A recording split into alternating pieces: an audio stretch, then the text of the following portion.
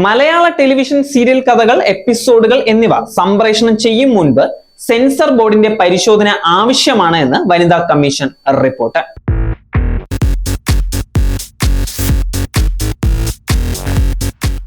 Mega പരമ്പരകൾ നിരോധിച്ച് എപ്പിസോഡുകൾ 20 മുതൽ 30 വരെയായി കുറയ്ക്കണം.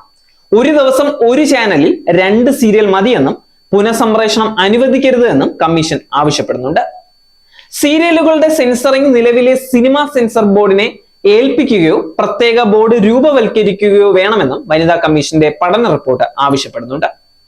മലപ്പുറം, കോട്ടയം, തിരുവനന്തപുരം ജില്ലകളിലെ 13 മുതൽ 19 പ്രായക്കാരായ 400 പേരുടെ അഭിപ്രായങ്ങൾ വിലയിരുത്തിയാണ് കമ്മീഷൻ ഇതേക്കുറിച്ച് പഠിച്ചിരിക്കുന്നത്.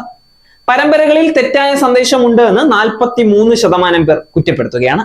സീരിയലുകളുടെ പ്രമേയത്തിൽ മാറ്റം വരുത്തണമെന്ന് 57% പേരും ആവശ്യപ്പെടുന്നുണ്ട്. അസാൻമാർഗിക കഥാപാത്രങ്ങളെ കുട്ടികളടക്കം അനുകരിക്കുന്നതായും പഠനം കണ്ടെത്തിയിട്ടുണ്ട്. കേന്ദ്ര കഥാപാത്രമാകുന്ന സ്ത്രീകൾ മിക്കപ്പോഴും നെഗറ്റീവ് റോളിലാണ്. യാഥാർത്ഥ്യ ബോധമുള്ള കഥകൾ കുറവാണ്.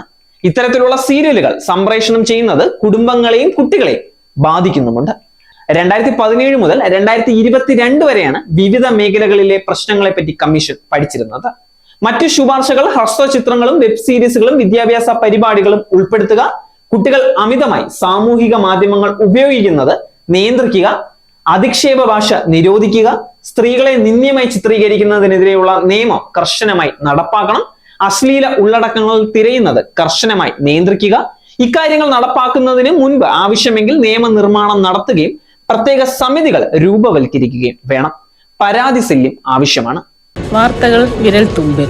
You watch zag news. നേരിന്റെ വാർത്തകൾ നിങ്ങളുടെ വിരൽത്തുമ്പിലെത്താനായി സാഗ് ന്യൂസ് ചാനൽ സബ്സ്ക്രൈബ് ചെയ്തും ഷെയർ ചെയ്തും ഒരു ശരിയായ മാധ്യമ നിലപാടിനൊപ്പം നിൽക്കാൻ ഞങ്ങൾ നിങ്ങളെ ക്ഷണിക്കുന്നു.